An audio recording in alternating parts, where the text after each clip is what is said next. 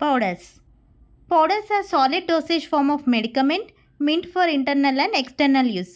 మనం పౌడర్స్ ఇంటర్నల్గా యూజ్ చేస్తాం అండ్ ఎక్స్టర్నల్గా యూజ్ చేస్తాం. Okay, powders meant for internal use are known as oral powders.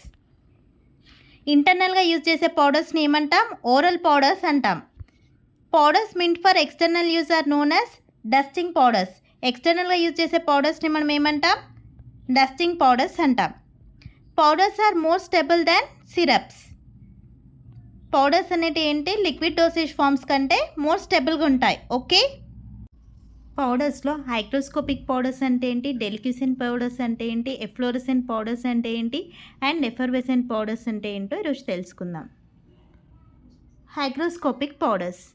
Hygroscopic powders which absorb moisture from atmosphere are called hygroscopic powders.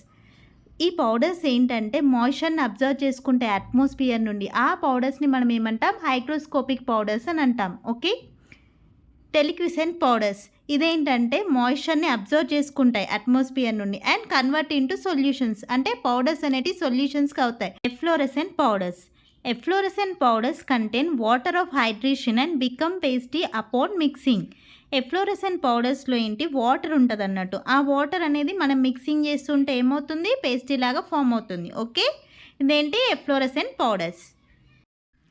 Efflorescent powders composed of crystallize substances. చూడండి, మీరు ఎఫ్లోరసెంట్ powder చూసిన crystal ఫామ్లో ఉంటుంది. Okay, దీనికి example ఏంటి? Caffeine, citric acid, alum, ferrous sulphate.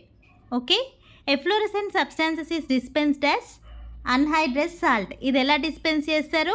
Anhydrous salt ఫామ్లో dispense చేస్తారు. Okay, effervescent powders మీకు ఆల్రెడీ షార్ట్స్లో చెప్పాను.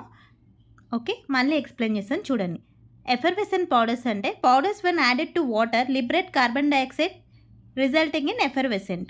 Best example Eno. మనం ఈనో ప్యాకెట్ తీసుకుంటాం. ఓకే, ఏంటి? వాటర్లో ఈనో పౌడర్ యాడ్ చేయగానే మనకేంటి? ఫ్యూమ్స్ ఫామ్ అవుతాయి. అది ఎందుకు? యాసిడ్ బేస్ రియాక్షన్ అవ్వడం వల్ల అలా ఫామ్ అవుద్ది ఎఫర్వెసెన్స్.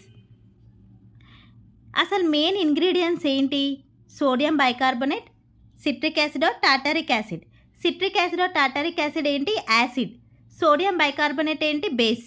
సో యాసిడ్ బేస్ రియాక్షన్ జరగడం వల్ల మనకు అలా ఎఫర్వెసెన్స్ ఫామ్ అవుద్ది. Okay,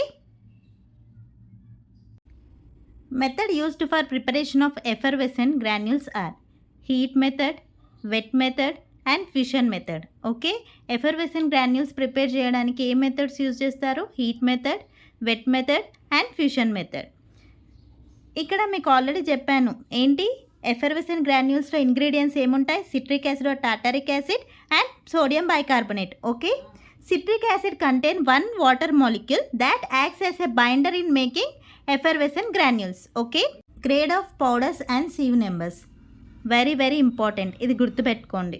okay, coarse powder 10, moderately course powder sieve number 22, moderately fine powder sieve number 44, fine powder sieve number 85 and very fine powder sieve number 120. The course powder is obtained by passing through sieve number 10. The moderately coarse powder is obtained by passing through sieve number 22. The moderately fine powder is obtained by passing through sieve number 44. The fine powder is obtained by passing through sieve number 85.